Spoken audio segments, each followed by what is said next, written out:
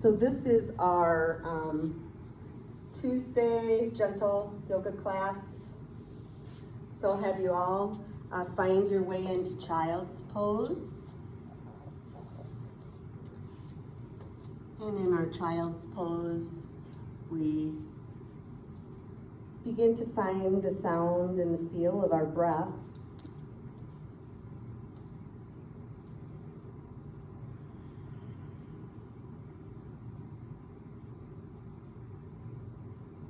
Even the sound of the Ujjayi breath can be very insightful, just feeling that that sound is coming from you, connecting the way it feels to what you hear.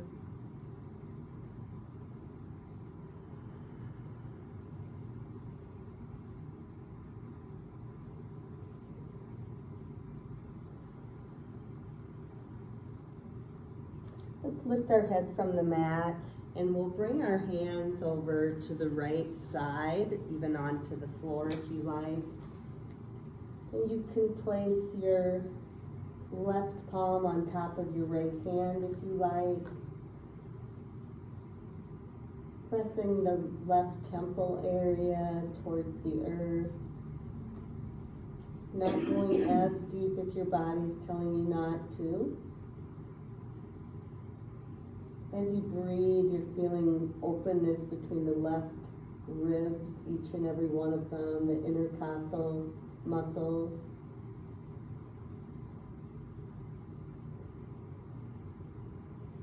And then we'll lift our head up, walk the hands back onto the mat, and then you can lower your forehead and crawl your fingers out towards the top of the mat.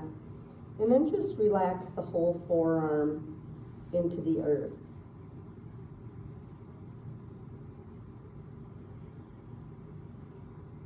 If you want a little deeper back bend, you can let your chin come to the mat, feeling the breast bone reaching towards the earth.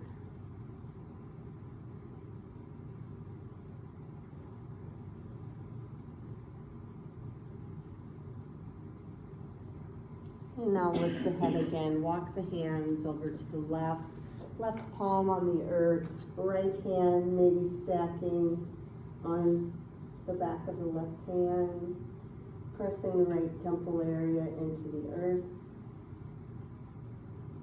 and breathing.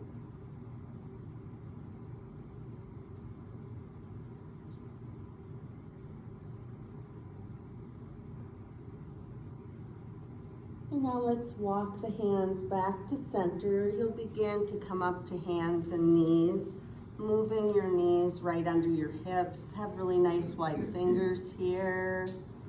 And right here on a hands and knees quadruped, we're just gonna rotate the whole torso. So you find a little bit of movement and freedom through the shoulders, the hips. If this hurts your knees, you don't have to do it. Always know you can stack one of the studio mats underneath your mat if you feel like you get too much pressure on the knees. And then go the opposite direction. And then let's come to neutral, and we'll extend our right leg back, but let's keep the toes grounded. So you're curling the right toes under, and now just press back through the heel, keeping the back of your right knee softened. So you feel a real depth into the calf muscle, kind of down around the heel, and even into the sole of the foot. This is great for plantar fasciitis. A lot of that comes from tightness in the calf, even though we feel it in our foot. And now let's switch to the other side. So left leg extends back, toes curled under on the earth, soft knee pressing through the heel.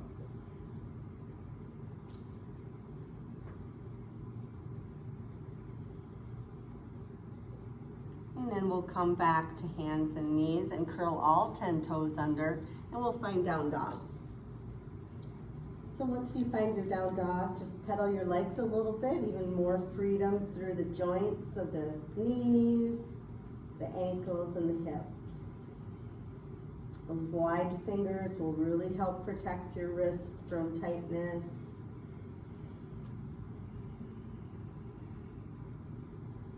And now we'll take our gaze towards our hands. You can begin to step your feet towards the hands or bring your hands towards your feet.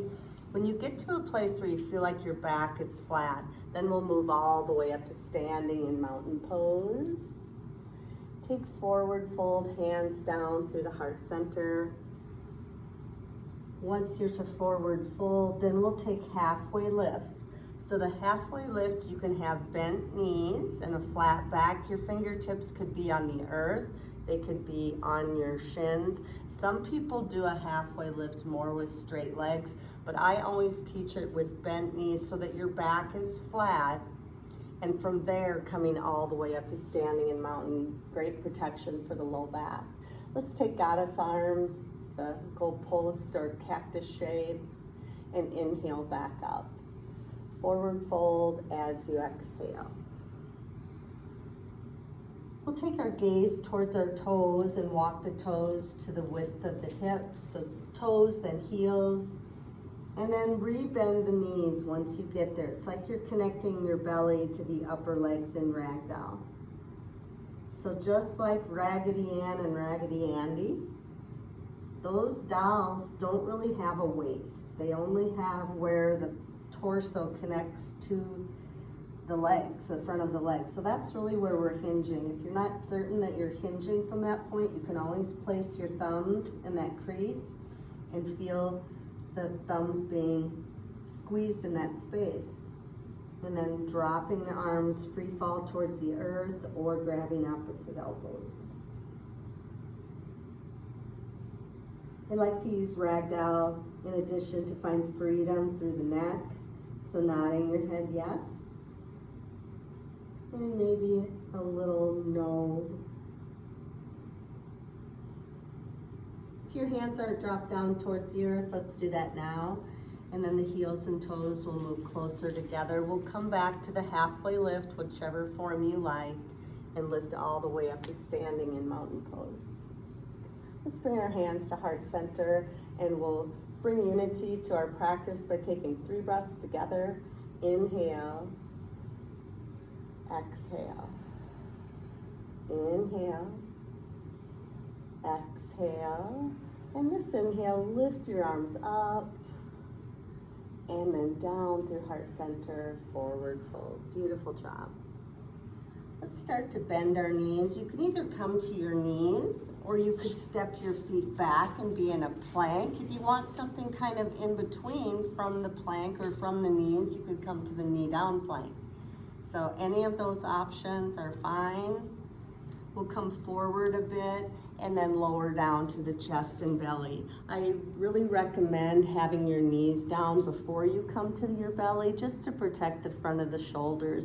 We'll leave our hands next to the chest and then inhale to cobra. So it could be as simple as peeling your chin off the mat, or it could be a little deeper or more physical, pressing into the palms of the hands and lifting most of the chest from the mat.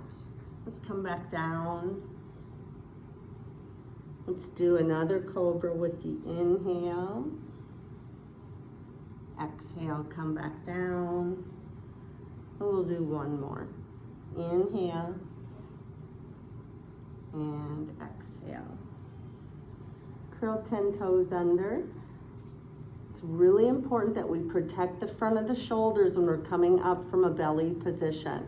So use the strength of your arms and the strength of your core to lift yourself back to hands and knees.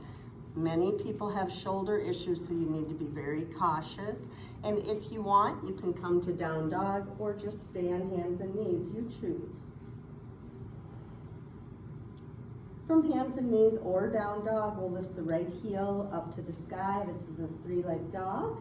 And then we're going to bend the right knee and lift the right hip higher than the left hip, opening the hip. You might be able to peek underneath your left armpit and see the right toes in your peripheral vision. It just makes a bigger opening to the right side body. And then let's start to close the hip. In other words, squaring the hips towards the mat. Lower the right foot or the right knee. If you feel like you need a break here, let's all take a little break here. We'll bring our knees down. You can bring them right down under your hips, or you can move them wide, flatten the tops of your feet, and slide your hips back to your heels. Let's even bend the elbows here so we feel a real release through the shoulders. Anytime you feel like your wrists begin to get sore, just lift the hands from the mat with the elbows down and rotate your wrists. Staying committed to the Ujjayi breath. We'll come back up, starting from hands and knees or down dog, either one. The left heel lifts to the sky, bend the knee and open the hip on that side. So left hip is higher than the right, but you'll notice that in this pose, your shoulders stay level to the earth. So we feel that big opening in the left side body. One more breath. We'll close the hips down, lower the left foot or the left knee. If you're on hands and knees, please join me in downward facing dog. Inhale and exhale. Step towards your hands or bring your hands towards your feet and find your way up to standing through halfway lift. Let's sit down into chair pose. So our first Utkatasana. This is a thunderbolt pose, a heat building pose. You can always modify the physicality of the chair pose, bringing your hands to your heart instead. Let's take our arms back. So this is the airplane arms. Optional to lift your heels here, bringing a little more physicality into the legs. And we'll drop the heels. Inhale, chair. Exhale, airplane with chair legs, optional heel lift. Inhale, chair. Exhale, airplane. If your heels are lifted, drop them down and we'll all lift all the way up. We found our ease. It's a flow between ease and effort. Swan dive, forward fold. In your forward fold, the crown of the head is shining down. You can have as much bend in your knees as you like. Really listen to your body. Let's take halfway lift here, and then we're gonna lower down to hands and knees, or you could bring your toes back if you want something more physical. We're gonna come forward and lower down to chest and belly. Anytime you're doing that, I encourage you to bring your knees down if you don't have the strength in upper body. Inhale, cobra. Exhale, down.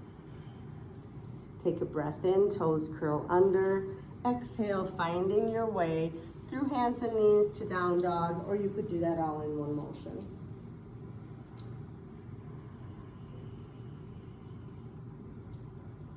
With your next exhale, look to your hands, step or float forward. Floating just means kind of hopping there from the halfway lift. Tadasana, mountain pose.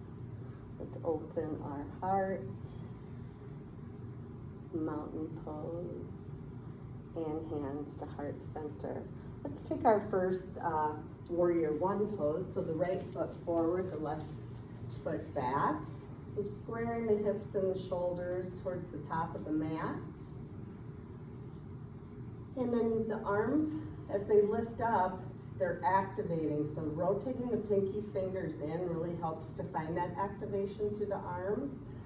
Ideally, we sink the front knee towards 90 degrees, but maybe you're not ready for that now, or maybe you don't need that depth as we move forward. So just taking the most depth that you feel comfortable with, and then let's power this out. So it could be a little tiny reach forward, or it could be a great big reach. Let's all begin to bring the hands down to the mat. If you use blocks, let's all lift that back heel. You could bring the blocks onto your mat here, and then I'll give you a choice. You can stay with your left knee lifted, or you can drop it down. You decide. So we're going to keep the left hand grounded to the block or to the mat, and let the right arm come to a T for moderation, or lifting up towards the sky for a deeper option. One more breath. With your exhale, drop the right hand back down. If you have the left knee grounded, let's lift it off here so that we can step the left foot forward to meet the right foot. From there, we'll lift all the way up to standing in mountain pose. Take the cactus arms, mountain pose, forward fold. And now we're going to reverse that whole thing going the other way. So let's step the right foot back here. So we're kind of in the lunge, and if you're using blocks, your hands can be on the blocks here. Your choices now are either to drop the right knee down, or you can continue to leave it lifted. We'll keep the right hand either on the earth or the block, the left arm to a T for moderation, or lifting up for a deeper asana.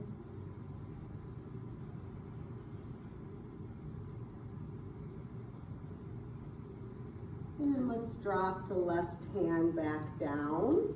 If you have blocks, you might go ahead and move them out. You can bring the right knee down as you do that, or not.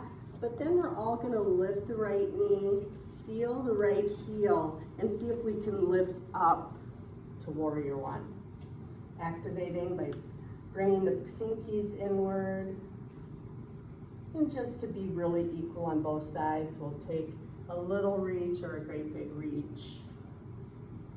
And then we'll bring the hands down, back heel lifts, step the right foot forward. Beautiful job. Inhale all the way up to standing in mountain pose. And let's sit down into chair again. Anytime you have like little things going on in your back, you want to avoid twisting in yoga class, or just kind of really give a lot more attention to that area and moderate as you need to.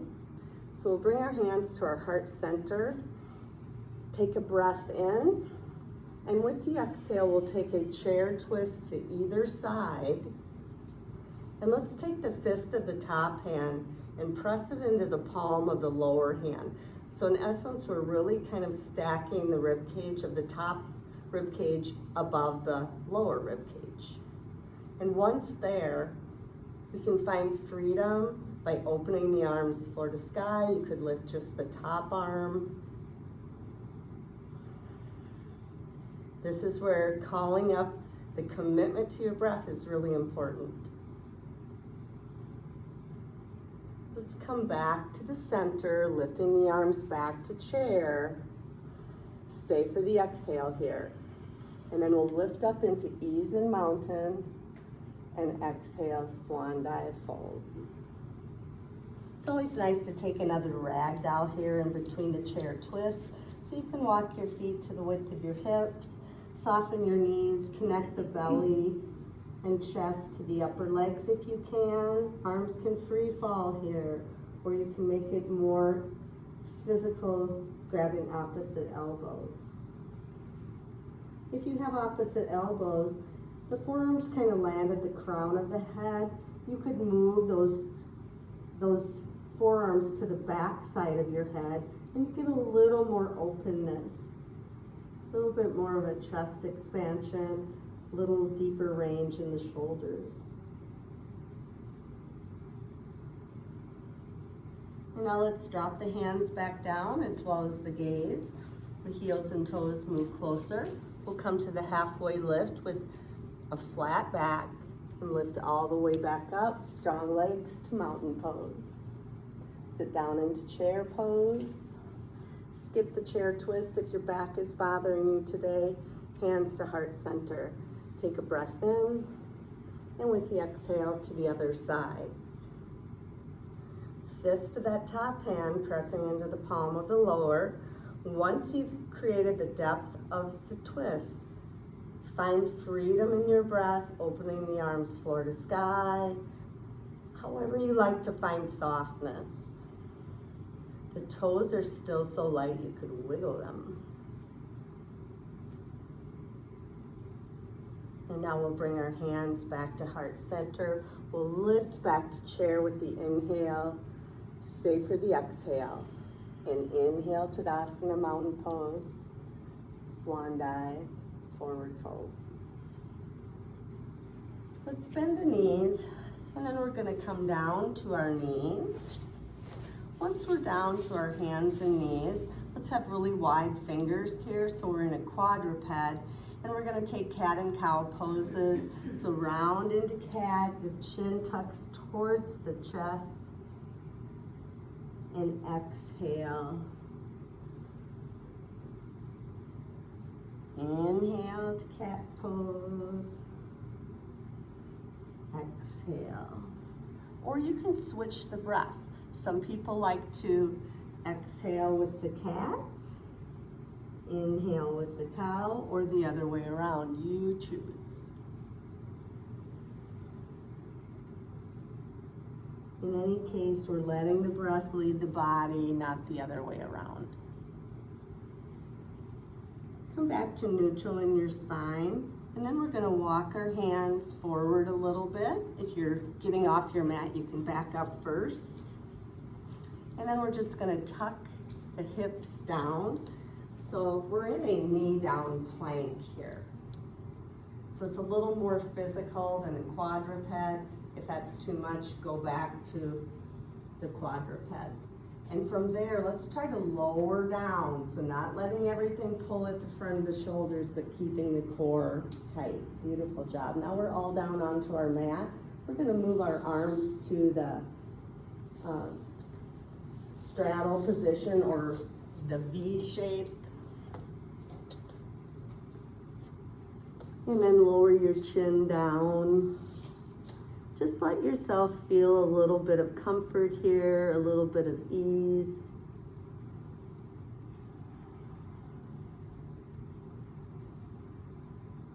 It's okay if you want to turn your head to one side so you don't feel compression at the neck.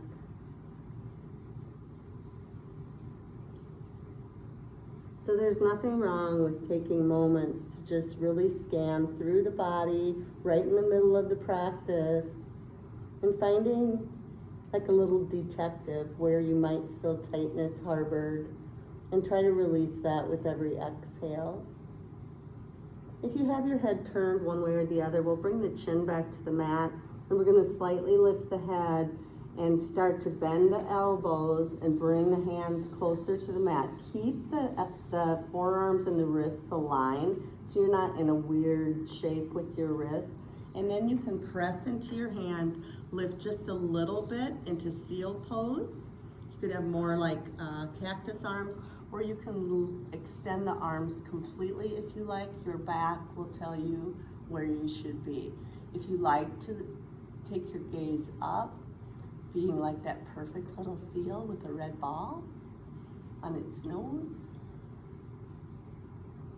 And then we'll start to bend the elbows and let your chest come all the way back down. Now we're going to bring the hands closer to the chest. We're going to do an up dog. So we can do this modified, or we can do this the full up dog position. So the hands are close to the chest, not right next to it, but closer to the chest. You could be balancing on the tops of your feet when you lengthen your arms completely, or you could keep your knees down. So this is the knee down up dog. The full up dog is knees lifted. So your back will tell you. If you're in the full up dog, let's drop the knees. We'll come back down. Take a breath in and out. And now we're gonna do another up dog. You can come into either version. Inhale, up dog. Exhale, back down.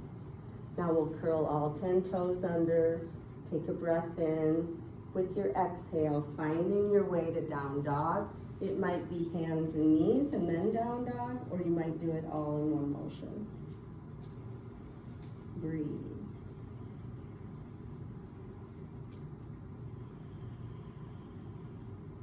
Let's bring the knees down to the mat here. If you're feeling like your arms are getting a little, or your wrists are feeling a little fatigued, take either a modified child's pose or wide knee child's pose. Take what you need. That's always the first thing that you should do.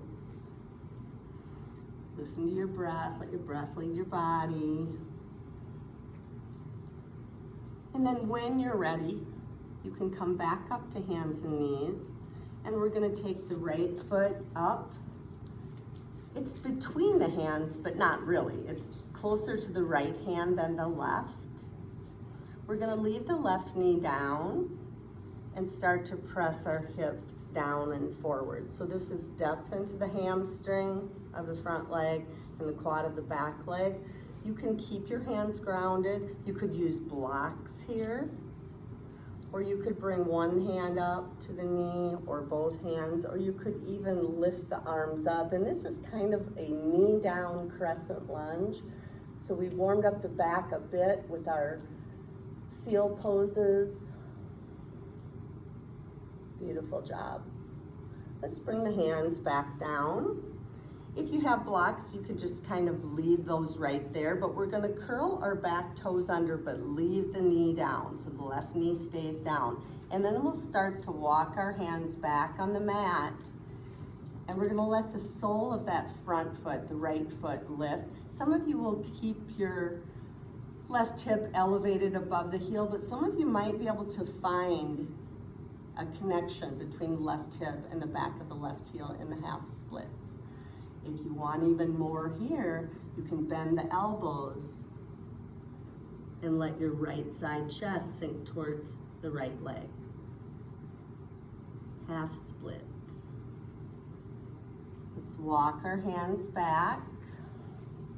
Let's bring both knees to the mat. If you have blocks, it's okay. You can just move your hands to where they're not in the way of the blocks. You can leave your knees where they are, or you can move them wide. Let's all take either modified child's pose or traditional child's pose. Soften through the elbows here. I'd like you to really be able to release through the space in your shoulders. And let's even let our head turn left to right, grounding in through the connection of the third eye. So even though the third eye, we really mark that place like between the eyes, really the forehead is included in that space. And then just to really make sure that our wrists are feeling okay, we're going to leave the elbows down on the mat or on the earth, wherever they end up being, but you're going to interlace your fingers at the back of your head right above your neck. So the forehead is down on the mat here, and then we'll lift the elbows and gently pull the elbows apart to lengthen through the wrists and neutralize them.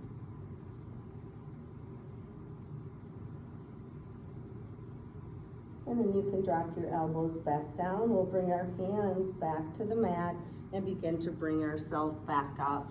We'll bring the knees right under the hips, and that's where we'll start. So wide fingers, left foot coming forward. If you use blocks, you could have the hands on the lowest level of the blocks. So the left foot's a little off center to the left side, right knee stays down. We'll press our hips down and forward. Any amplifications that you like, feel free to go there. Really what leads you into the desire to go deeper is if your body says it's okay to do that. We like to ask our body instead of tell it.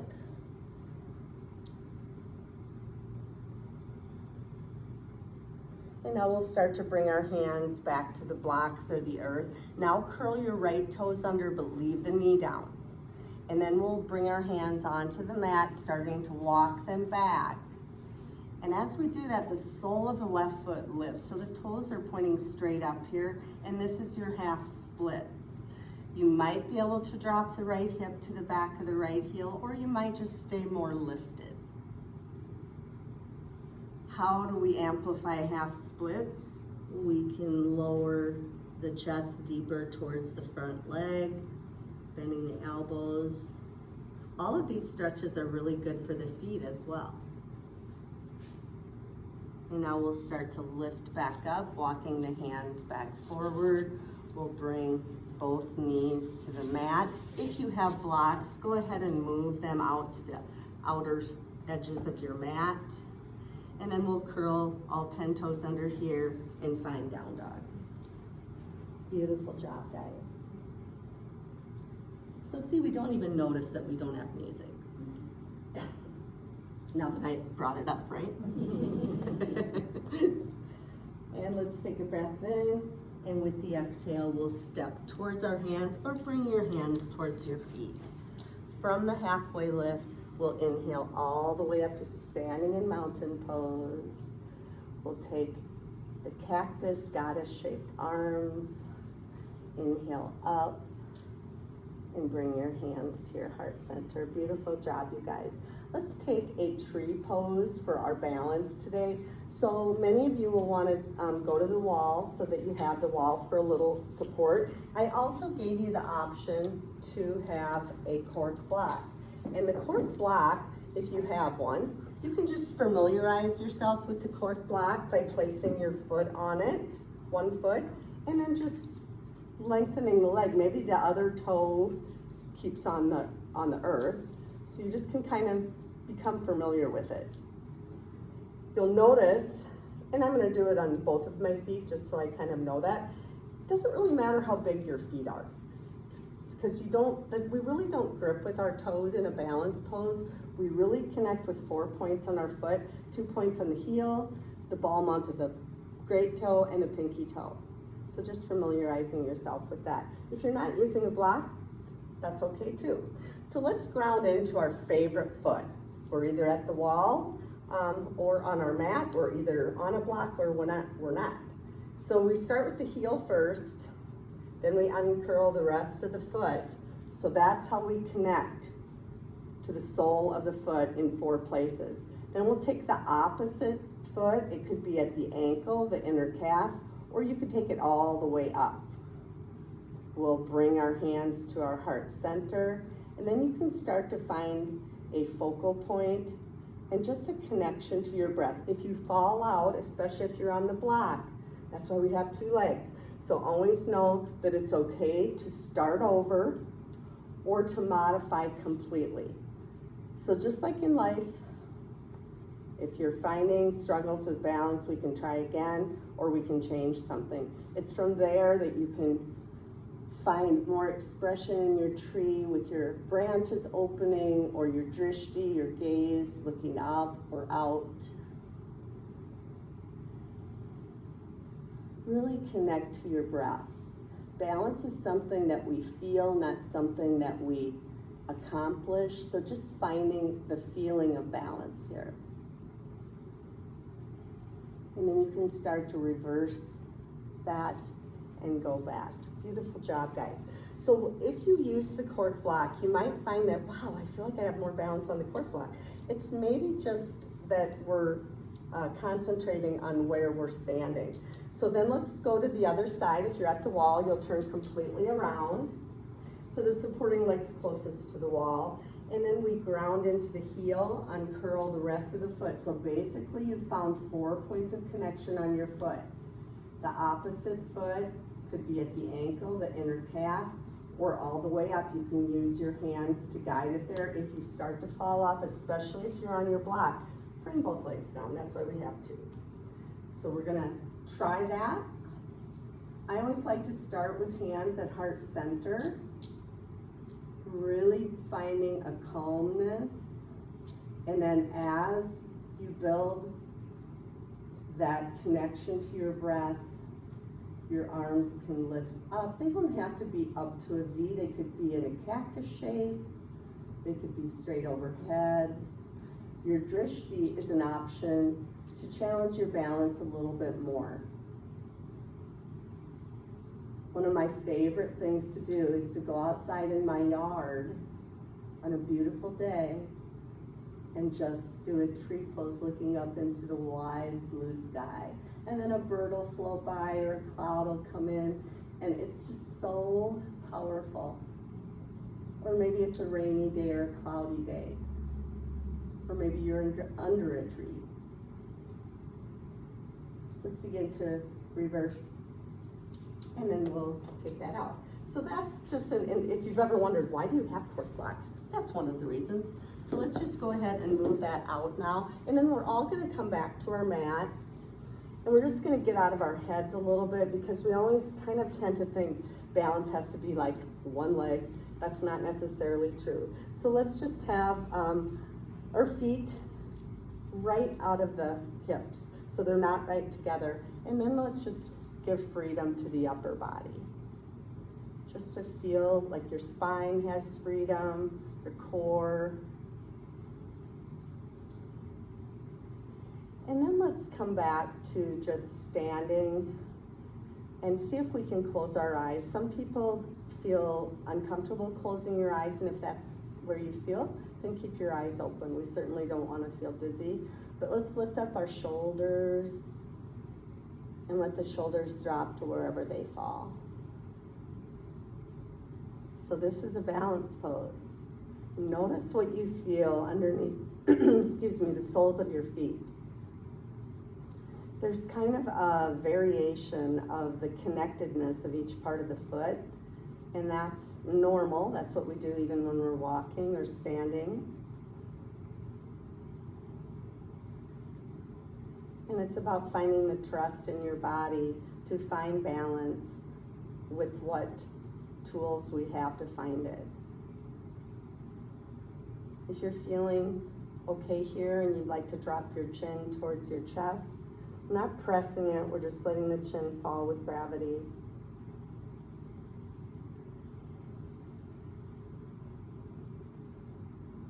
And then let's lift the chin back up and begin to open our eyes. Beautiful job. We'll sweep our arms up here. And then bring the hands down through heart center. Whenever you've been standing, you want to be really careful as you come to a forward fold. You might need to bend your knees more. And then come to that forward fold. In forward fold, your legs can be lengthened or they can be bent. The hands could reach to the earth. They could reach to the lower shins, whatever you feel. But try to let the crown of your head shine down here, feeling freedom and length through that space. And now we'll bend the knees almost like a halfway lift here, so the flat back. Then we'll bring our hands down and our knees down. Great job, guys. So once we're on hands and knees, we're gonna thread the needle. So thread the needle. I'll face away from you so you can follow me a little easier. So the thread the needle, we're gonna take our right arm out to a T. So if you have shoulder issues, this might not be a pose that you feel comfortable with. If that's the case, feel free to stay on hands and knees or move into child's pose instead. Right arm comes out to a T, then we bend the elbow and thread the right arm in front of the chest, and we'll lower the outside of our right shoulder to the mat. So you'll notice how much twisting you're getting in your spine. The right arm extends along the floor or the earth with the palm shining up. That left hand can stay grounded to really govern how much weight we put into that outside of the right arm. Or you can bring it to a T or even lift it up towards the sky. So this is your thread the needle. Keep breathing. And now let's lower the left hand. We use the strength of pressing into the wide fingers of the left hand to come back up. Once we have both hands back to the mat, let's really neutralize our spine by rounding into cat and inhaling to cow. I do like you to use your exhale for the cat here and your inhale to neutral.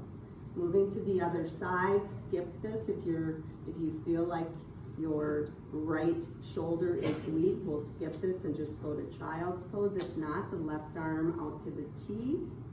Thread the left arm in front of your chest, lowering the left side of the shoulder down to the mat. And just extend your left arm long, the palm shining up. You can keep the right hand grounded the whole time, or you can float that arm. Some of you like to do the very advanced flying thread the needle. If you're gonna do that, you keep the right hand grounded, lift the right leg and extend it long, and then you can lift your right hand. So just options. We never come out of any of the poses until we bring that right hand back down. And you can lower the right knee if it's lifted. Bring yourself back up to hands and knees. Nice wide fingers, curl all 10 toes, and our neutralization through for the spine here will be down dog.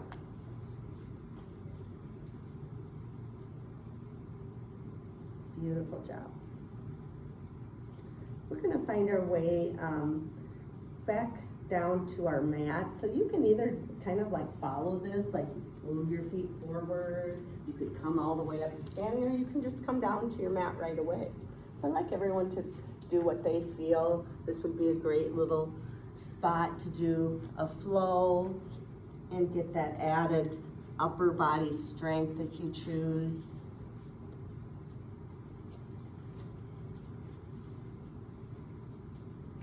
And then we're all gonna find our way to our mat into a seated position. If you like the bolster for your seated position, that's why I had you get a bolster. You can sit on your bolster. We'll do some gentle things with our shoulders here. So I like you to have a bolster if you like that feeling. I like the bolster a lot because it takes a little bit more of the compression of your knees off because they're not so close to your chest. So it's just a variation, that's all it is. So let's just sit up really tall. And then I wanna caution you with your shoulders as we go through this. So we'll sweep our arms up, and then we're gonna take the eagle arms here. So the right arm comes under the left, and you've made like an X now. Let's bend both elbows, bring the backs of your hands closer together, or some people take it very deep and bring the palms to face. You'll notice a big difference between the two. So in eagle, the idea is to have the elbows lift up and to press the forearms away from you. So that's how we get the depth of our eagle arms. So a lot of times we do the full eagle when we're standing. Keep breathing. And now let's take all the intensity out. So just letting the arms open. It's almost like the feeling of a flower opening. And then once you are done with that, let's place the palms resting down on the knees, just to take the weight completely off the shoulders. Take a breath in, and as you exhale, you can let your chin fall towards your chest. There again, we find more release through the neck. And then we'll bring the gaze forward. We'll take our arms up to a V again. So even though we're lifting our arms, we're not lifting our shoulders. We're letting our shoulders stay kind of relaxed. We'll take the left arm under the right, bending the elbows. The backs of the hands could come closer, or the forearms. If you want depth, fingertips lift towards the sky, forearms press away from you. So just like an eagle, you're looking right through your forearms. Bye-bye, Sue.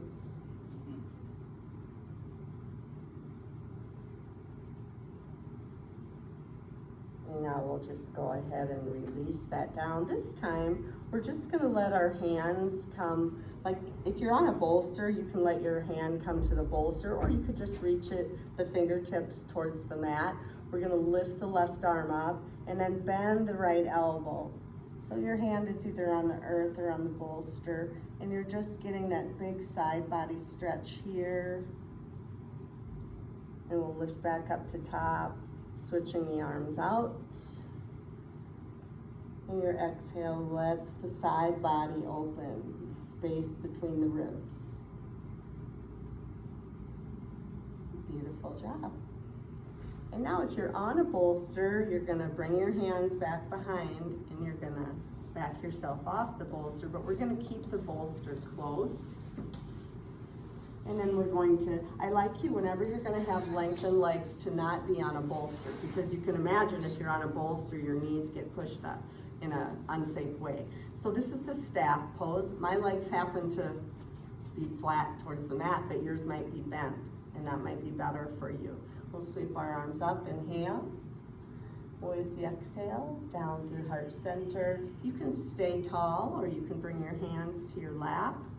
Maybe sliding your hands towards your feet. This could be a full staff pose.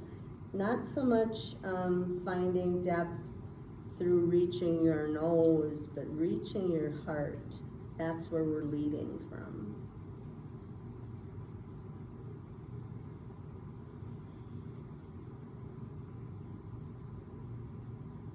We'll take one more breath. And then we're gonna lift back up. We are going to scoot ourselves forward, around your spine. You can bring your hands to the front of your shins, or I like to bring mine behind the knees. And with a round, open spine, we're gonna roll onto our back, drawing the knees into your heart as you go. Once you're all the way down onto your back, we'll gently rock left to right.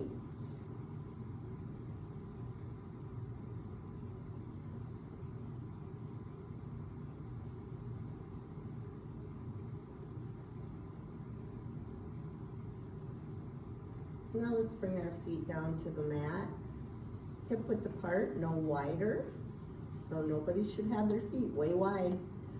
They're right out of your hips. If you extend your arms long at your sides, you'll almost be able to touch the back of your heel. If you can touch the heel with the arms extended at your sides, move, just shimmy your feet a little out of reach, just a tiny bit.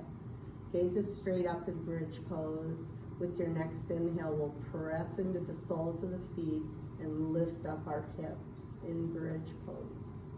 So where do your arms go in bridge? They can go wherever you like. They could lift up towards the sky. They could come to a T or a goalpost. Or they could interlace fingers underneath you and actually walk your shoulder blades around your spine. What we try to achieve in the bridge pose is to not let our knees move wide like a V. Trying to keep the inner thighs rotating inward towards one another. That's how we create the depth of the back bend. In addition to that, keeping the chin away from the chest. Just imagine there's a tennis ball there and you keep that space open. So you will feel the back of your head connecting deeply into the earth. One more breath. And then we're going to begin to come out. If you have interlaced fingers underneath, let's release them so your shoulder blades can open up again.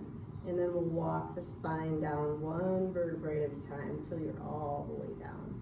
Once you're all the way down, take the breath in and out. Let's do another bridge pose. If you're a wheel person, feel free to take the full wheel pose. You just need to be very cautious and know the limitations of your body, listening to your body. Arms can do anything that you like here. Keeping the thighs rotating inward, not letting the knees go out.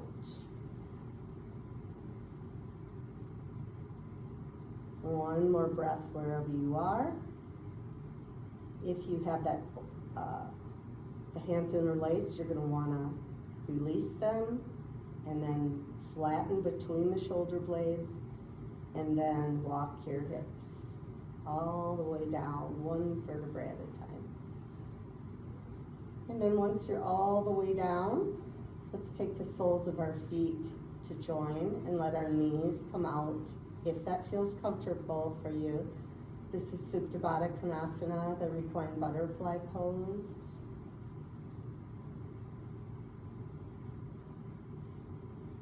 Where do the hands go? You could let your hands rest on your rib cage. You could let your arms be open to a T, or you could have cactus-shaped arms. It really has a lot to do with what you feel in your shoulders. You can close your eyes if you like. Some people like to let their thumbs rest right between the eyes to bring full awareness to the third eye, the connectedness.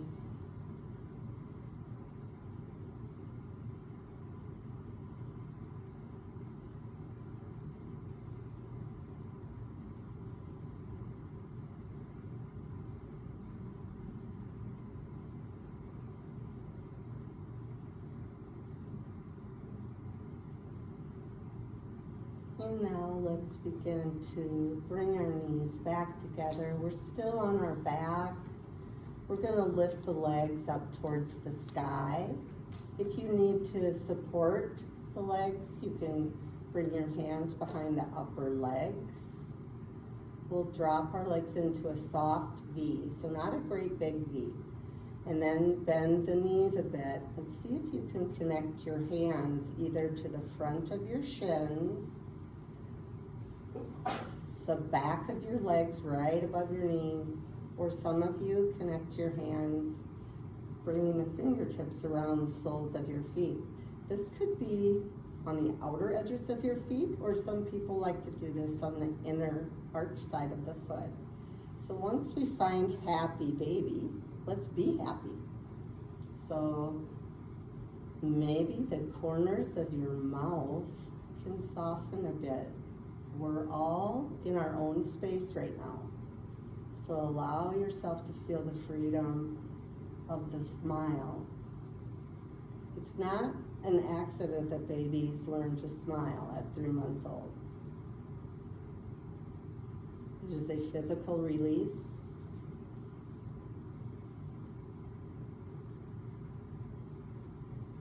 It's an instinctive place of happiness. If you're feeling like you'd like to rock side to side in your happy baby, take the freedom to feel movement if that feels better for you.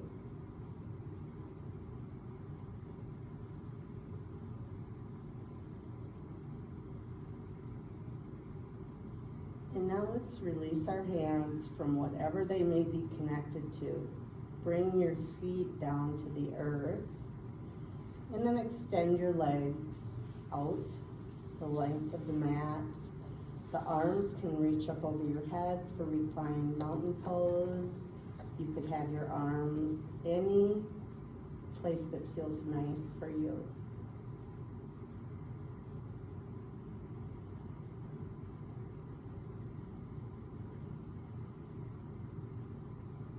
Now let's bring our feet back to the mat. We're going to take our right knee and cross it over our left knee. Here our arms can be the T shape, the cactus shape, or the hands resting on the ribs or belly.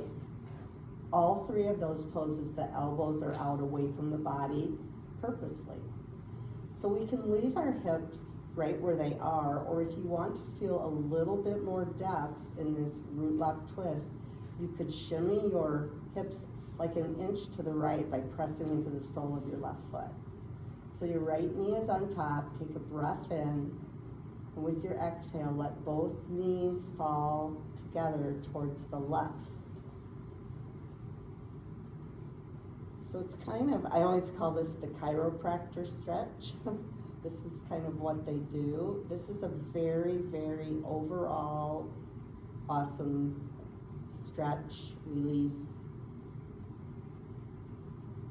Whenever we go into any kind of twist, we need to be cautious with our low back if we're feeling that, so maybe not going as deep or maybe not doing it at all. If you're feeling like you can find a little bit more space to let go a little bit more, every exhale gives you the opportunity to release one more fiber.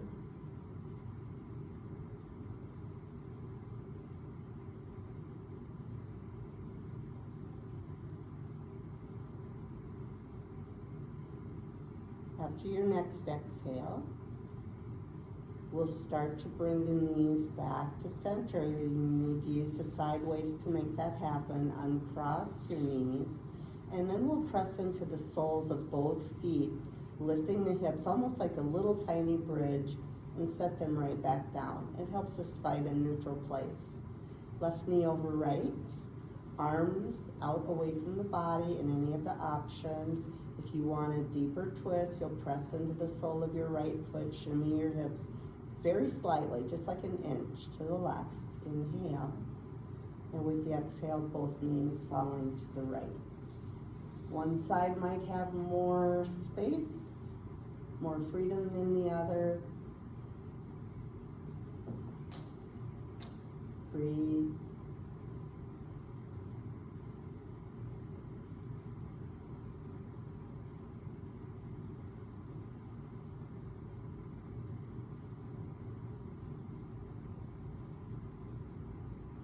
And then we're going to come back to center, uncross, press into both feet, lift your hips an inch, drop them back down. And then to finalize the openness of the spine, let's pick up both feet, draw your knees into your heart. Optional to lift your head and shoulders, almost like you're reaching your chin towards your knees. And you could rock a bit here on that open spine.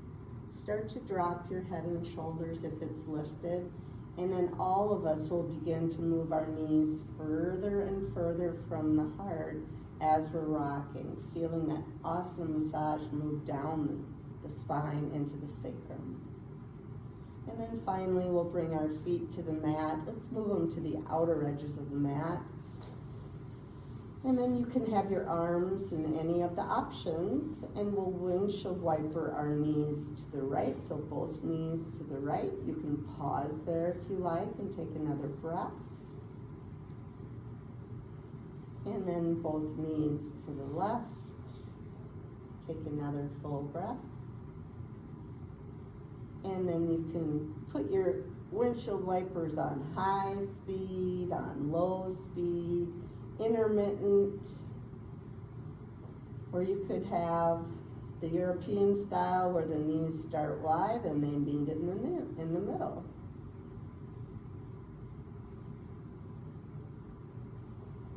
And your final pose of surrender is your Shavasana. So your Shavasana can be legs at the wall. It could be a seated Shavasana.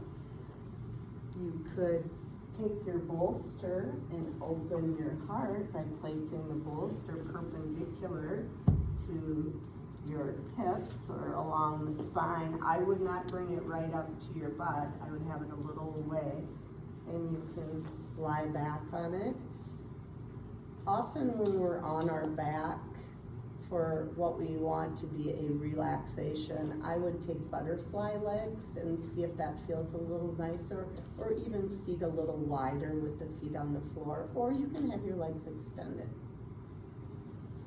Or if you feel like, oh, I would rather have an inversion, pop your hips up on that bolster.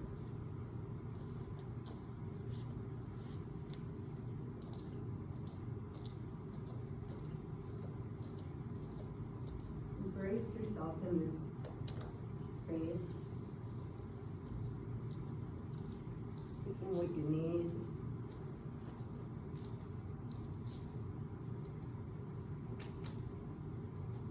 It's such a broad statement. What do you need? Something most likely popped into your mind. Not by chance, but because that's what popped in.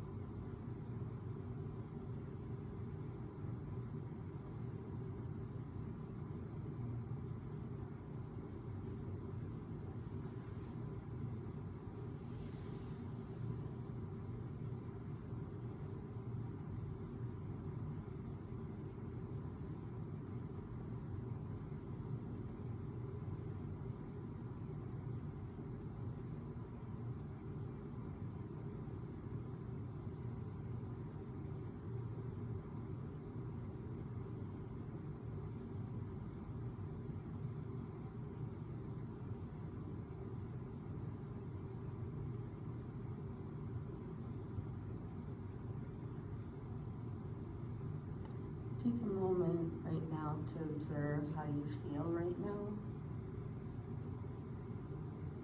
The ease and the comfort that you find through your practice is at your disposal every day. Going to a place where you're free from distraction, allowing yourself to breathe easily, to take what you need and let go of what you don't. You can begin to move your fingers and your toes. If you're in any kind of inversion, go ahead and start bringing your legs back down. And in your own time, find your way to a seated place.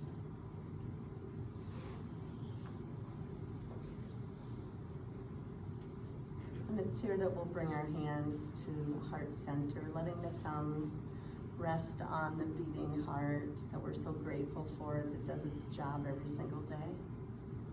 Take a breath in, open mouth, exhale. We'll bring our thumbs to third eye center with light and love and unity.